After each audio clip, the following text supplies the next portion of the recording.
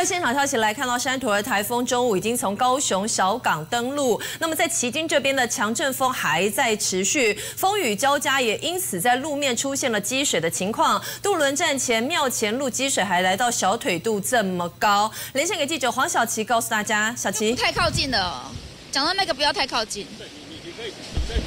大概到这里就好了。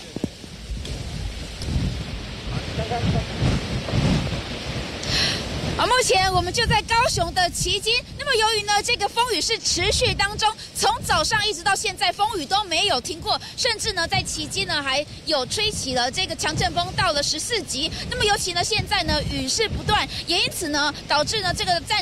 旗津庙前路呢有一个积水的情形，大概呢是水淹到脚踝。而由于呢这个早上到中午的期间呢，刮起了14级的这个强阵风，所以也导致可以看到呢，在这个派出所对面的这栋大厦前方呢，他们这个1楼上面的遮雨棚整个被强风给吹落，有的玻璃破裂，那么甚至底下呢还有铁架也被压住。由于呢这个现场的这个风势不断，所以可以看到呢，这个塑胶片呢还被吹飞了。那么现在在旗津的部分呢，其实很多的这个旁边呢被固定住的摊位呢，也都因为呢他们绑的这个东西可能不够牢固，也因此被强风一吹都有位移的情形。那么由于呢这个台风在今天下午呢从高雄小港登陆，因此呢在周边像是旗津或是苓雅的市区等等的风雨都持续当中，也在高雄呢造成了相当多积淹水的灾情。以上是目前我们在南部的一个最新情况。